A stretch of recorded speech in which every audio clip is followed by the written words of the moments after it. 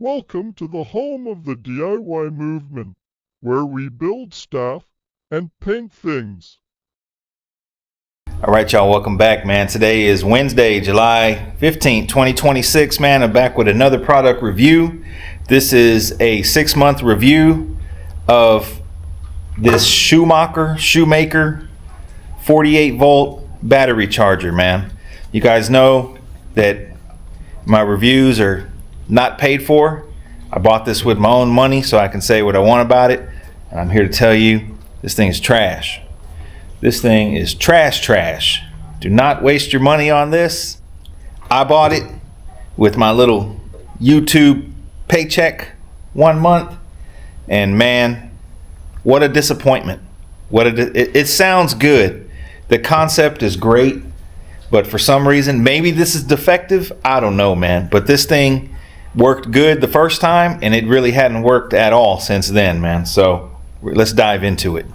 So this is the 48-volt battery charger. You're supposed to be able to charge 4 batteries at one time. Sounds good, won't work. It comes with these cables, 4 of them. They plug in. They got the little weather pack type connectors, which is a good design. But man, I don't know if this thing has so many electronics in it that it just doesn't know what to do or what. The problems I've had with it is sometimes certain banks don't even turn on when you plug it in. Sometimes it reads that they're 100% when you barely hook it up, and I know they're not 100%. Sometimes they go from 40% charge to 100% charge in 5 minutes. Sometimes the thing will turn off in the middle of charging a battery randomly when it's not fully charged. I don't know, man. There's a lot of debate online, arguably. There's a lot of debate online, arguably, in the process to hook this thing up. There's debate of you need to take the cables off.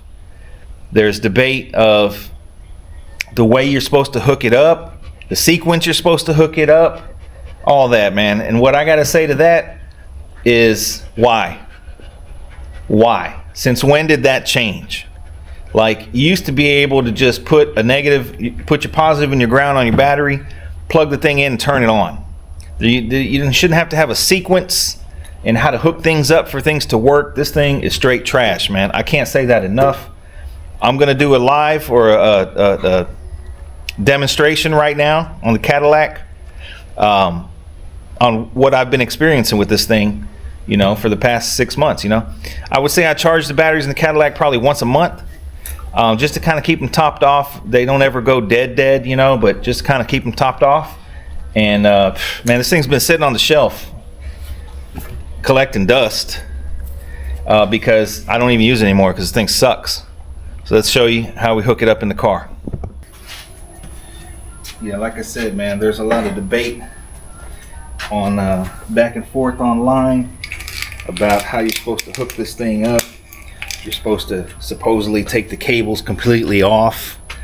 You're supposed to put the little clamp, like, not on the post but on the lead thing itself. I mean, that may be true, but I mean, since when? Since when have you had to treat your batteries like they're a loaf of bread? If you don't do it right, they're gonna spoil. I don't get it, man. Batteries in general suck today compared to 30 years ago, man. Basically, you go buy a battery for your car, you pay $250. The thing comes with maybe a 2-year warranty, and the thing is gonna go bad on the 25th month. You guys know what I'm talking about here. All I'm doing here is hooking up these little leads. So we're gonna call this one the 4th bank. So negative, positive. We're going to call this one the 3rd battery. This is negative, positive. Oh, this one, the second one. Maybe I should eat a bag of chips while I do this. I know the bag of chips or popcorn. Got a whole lot of people talking, man. Talking about this and that on the videos.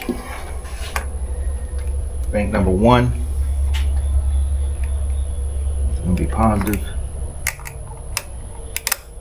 And it's already getting hot out here, man. Folks got me out here 100 degrees doing a review on this piece of crap. Alright, there we go. 1, 2, 3, 4, 48 volts, negative, positive. The ground is disconnected. I run this thing on an extension cord. Some people say, oh, you got to turn it on, you got to plug it in and turn the machine on first, then hook your battery up. Some other people say, oh, you got to hook the battery up, then plug it in. Some people say, you know, all this crap. It's like, man, it's a battery charger. Why you got to do all this? All right, I charge these things individually Saturday with a single charger, one-on-one, over the course of 2 days at 12 hours each at 2 amps. Currently right now, one of them is reading 42%, one of them 100, one of them 80, one of them 70. I know that's wrong.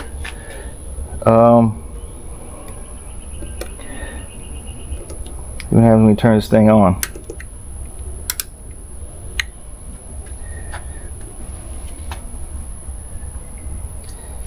The thing just jumped went up to 75, then it dropped down to 32. This one turned completely off. You see what I mean? You see what I mean? Now it dropped down to 27 when you try and turn the thing on. And this one's still completely off. So let's see what happens. Just turn the thing completely off. Let's just do a hard reset. Let's just unplug the thing altogether. Boom. Maybe you got to wait 5 seconds. I don't know.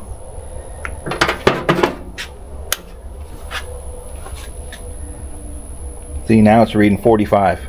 It just read 20 something a minute ago. Now this one's on reading 70. So this one, these are say 100%, which ain't true. Well, it should be true. Like I said, I just charged them this past weekend. Now this one's reading 70%. The other one dropped down to 92. Can somebody please make sense of this? I think this thing was like $200, $250 or something like that.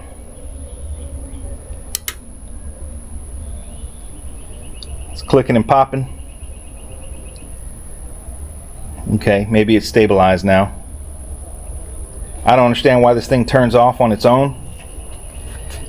Just this one dropped from 100 down to 90. I mean, like, which one is it, you know? And I've tried it. I've tried taking the cables off, you know, completely.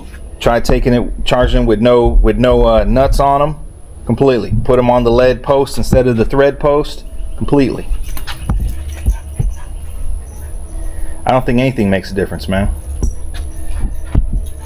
These were at 100, they dropped down to 90. This one's holding steady at 45. This one's saying 70. They're charging. I don't see how this one is at 45. That's bank number 3. That's not even the closest one to the solenoid. And it's not the closest one to the ground either. What's going on, man? Anybody else have anything else to say about this thing? Like, I'm sweating out here. This thing's trash. It's going in the trash. I have a battery charger, another Schumacher. It's in the other garage. I've had for probably almost 20 years. A single charger, 2 amp, love it. I have a Sears battery that I've had since I was 18 years old, since 1997, 98-ish. I love it. Has engine start, 40 amp charger, 100 amp engine, no, 200 amp engine start, 40 amp charger, or a 10 amp. I use that mainly for the engine start on these cars when they sit, you know. Anyways, man, thing is trash. I just wanted to update you guys. I had a guy comment actually this morning saying he was for sure going to buy one of these and on that video, and I said, man, hold up, don't do it. Maybe somebody has other suggestions on what works, but this thing is trash, and I hate to see what the 8 bank looks like. Man, I don't know if it has too many electronics in it. I don't know what, but I do know the thing sucks. power these things. How is this thing at 45 if I charge it for 12 hours on 2 amp and it wasn't even dead to begin with? Anyways, man, hope you guys enjoyed this little review, man. Y'all stay tuned for the next one.